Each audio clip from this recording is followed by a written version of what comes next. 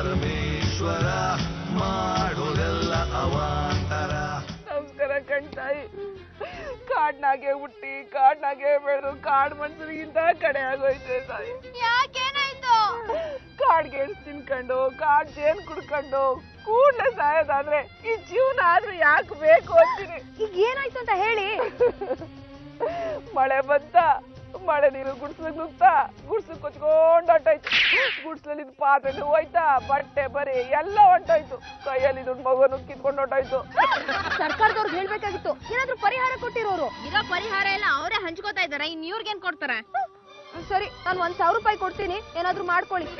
ದುಡ್ಡು ಬೇಕಾಗಿಲ್ಲ ಕಣ್ತಾಯಿ, ಬಿಟ್ಟಿ ದುಡ್ಡು ವಿಷಯ ಇದ್ದಂಗೆ. ಆದ್ರೆ ನಮ್ಮ ಅಜ್ಜಿ ಕಾಲದ್ದು ಹಳೆ ಕಾಸಿನ ಸರ ನನ್ನ ಹತ್ರನೇ ಐತೆ ನೋಡಿ. ಪಾರು, ಅಜ್ಜಿ ಕಾಲ ಚಿನ್ನ ಸರ ಅಂತ ಕಣೆ. ಇದಕ್ಕೆ 50,000 1,00,000 ಆಗುತ್ತೆ. ಎಷ್ಟು ಕೊಡ್ತಾಳೆ ಅಂತ ಕೇಳ್ಬಿಡೋಣ. ದಿನಕ್ಕೆ ಚಿನ್ನ ರೇಟ್ ಜಾಸ್ತಿ ಆಗ್ತಿದೆ, ಎಷ್ಟು ಕೊಡ್ತಾಳೋ ಏನೋ.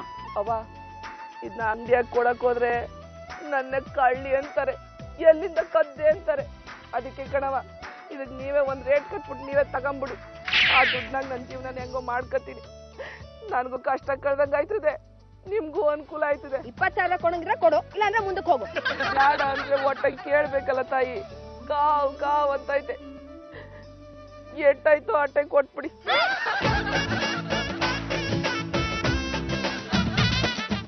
ಆಹಾ, ಸಖತ್ತಾಗಿದೆ. ನಾನು ಹೇಳಿಲ್ವೇನೆ, ಉತ್ತಾ ಇದ್ರೆ ಉದುರ್ತಾನೆ ಇರುತ್ತೆ. ಜಾಸ್ತಿ ಉಜ್ಬೇಡಿ, ವೇಸ್ಟ್ ಆಗ್ಬಾರ್ದು ಅಂತನಾ? ಹೌದು ರೀ, ಬಂಗಾರ 20,000 ರೂಪಾಯಿ ಆಗಿದೆ. ಎಷ್ಟು ಕೊಟ್ರಿ ಇದಕ್ಕೆ? 20. 50 ಕೊಡ್ಬೋದಾಗಿತ್ತು. ರೀ, ನಾನು ಹೇಳಿದ್ 20,000. ಏನು, ಇದಕ್ಕೆ 20,000 ಕೊಟ್ರ? ಸಂತೆಯಲ್ಲಿ ಬರೀ 200 ರೂಪಾಯಿ ಸಿಗ್ತಾ ಇತ್ತು. 200 ರೂಪಾಯ? ಎಲ್ಲ ಸರಿ ಇದೆ, ತಗೋಬಹುದು ಅಂತ ನೀನೇ ಹೇಳ್ತಿಲ್ಲ. ಏನಮ್ಮ 200 ರೂಪಾಯಿ ಸರನ 20,000 ರೂಪಾಯಿ ಕೊಟ್ಬಿಟ್ಟು ತಂದಿರಲ್ಲ, ಅಷ್ಟೊಂದು ದುಡ್ಡು ಎಲ್ಲಿತ್ತು? ಪಾರು ಹತ್ರ ಇತ್ತು ರೀ, ಚಿನ್ನ ತರ್ಬೇಕು ಅಂತ ಹೋಗ್ತಾ ಇದ್ವಾ, ಯಾರೋ ಒಬ್ಳು ಸಿಕ್ಲು, ಕಷ್ಟದಲ್ಲಿದ್ದೀನಿ ಅಂತ ಹೇಳಿ ಹತ್ಬಿಟ್ಲು, ಅದಕ್ಕೆ ತಗೊಂಬಂದ್ಬಿಟ್ವಿ. ತಗೊಳ್ರಿ ನಿಮ್ ಸರನ. ನೀನೇನು ಯೋಚನೆ ಮಾಡ್ಬೇಡ ಕಣೆ, ನಮಗ್ ಮೋಸ ಆಯ್ತು ಅಂತ ಸುಮ್ನೆ ಕೂತ್ಕೋಬಾರ್ದು, ಇದನ್ನ ಬೇರೆಯವ್ರ ತಲೆ ಮೇಲೆ ಹಾಕ್ಬೇಕು. ಮೋಸನ ವರ್ಗಾಯಿಸೋದ? ಹೌದು, ಯಾರು ಕೋಟ ನೋಡ್ಕೊಟ್ರೆ ನಾವು ಬೇರೆಯವ್ರಿಗೆ ಕೊಡಲ್ವಾ? ಈಗ ಏನ್ ಮಾಡುದು ಅಂತೀಯಾ? ಲಾಭಕ್ಕೆ ಇದನ್ನ ಮಾರ್ಬಿಡೋಣ. ನಮ್ ಕಷ್ಟನ ಯಾರ್ ತವ ಹೇಳ್ಕೊಳ್ಳೋದು?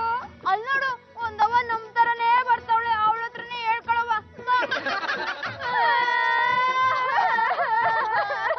ಯಾಕೇನಾಯ್ತು? ಈ ಸರನ ಮಾರೋಣ ಅಂದ್ರೆ ಪೊಲೀಸ್ ಅಪ್ಪ ತಕರಾರ್ ಮಾಡ್ತಾವನೆ. ಇತ್ತಾಳೆ ಸರ? ಅವ ನಮ್ಗೊಂದ್ ಕೆಲ್ಸ ಕೊಡ್ಸಲವ್ವ, ಯಾರ್ ಸರ ಬೇಕಾದ್ರೂ ತಂದಾಕ್ ಕೊಡ್ತೀವಿ, ತಂದ್ ನಿಮ್ ಕಟ್ಬಿಡ್ತೀವಿ. ನಾವು ಕಷ್ಟದಲ್ಲಿ ಇರ್ತೀವಿ, ಒಳ್ಳೆ ಜನ, ಒಂದು ಸಹಾಯ ಮಾಡಿ ಬಾಕ. ಇವ್ರೆ ನನ್ ದಾರಿ ಸಿಕ್ತವ್ರು. ಬಿಡ್ಬಾರ್ದು ಕಣೆ, ಬುದ್ಧಿ ಕಳಿಸ್ಲೇಬೇಕು. ಬಂದ್ಬಿಟ್ರು. ನಮಗ್ ಬೇಕಾಗಿದ್ದು ನಿಮ್ಮಂತವ್ರೆ.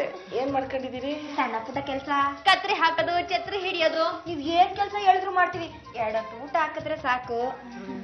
ಯಾವ ದೊಡ್ಡ ಮನೆ ಕನ್ನ ಹಾಕಿ 1 ಲಕ್ಷ ರೂಪಾಯಿ ತಂದ್ಕೊಡಿ, ಆಮೇಲೆ ಬೇಕಾದ್ರೆ ಸೇರ್ಸ್ಕೊತೀವಿ.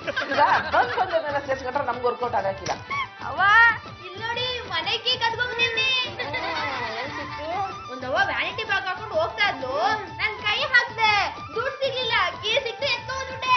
ಒಳ್ಳೆ ಕೆಲಸ ಮಾಡ್ದೆ. ಆದ್ರೆ ಅಕ್ಕಿ ಯಾರ್ ಮನೆದು ಅಂತ ನೋಡ್ಕೊಂಡಿದ್ಯಾ? ನೋಡ್ಕೊಂಡಿವ್ನಿ, ಲಾಯರ್ ಗುಂಡಣ್ಣ ಅವರಲ್ಲ, ಅವ್ರ ಮನೆ. ಆತರಿಕೆ ಲಾಯರ್ ಸಾಹೇಬ್ ಅಂದ್ರೆ ಸಖತ್ತಾಗಿ ದುಡ್ಡು ಇಟ್ಟಿರ್ತಾನೆ. ಇದೇ ಮನೆ ಕೀಸದಿದೆ ಅಂದ್ರೆ ಫಸ್ಟ್ ಪರೀಕ್ಷೆಯಲ್ಲಿ ಪಾಸ್. ಒಳಗಡೆ ನಡಿರವ, ಏನೇನಾದ್ರೂ ನೋಡ್ಕೊಳ್ಳಿ. ಅಸಲ್ ಪಿಸಲ್ ಕಾ ಕಮ್ಜಾ ಚढ़ गए, मानक पड़ा 100 मुर्गी अंडा काइस पके रे.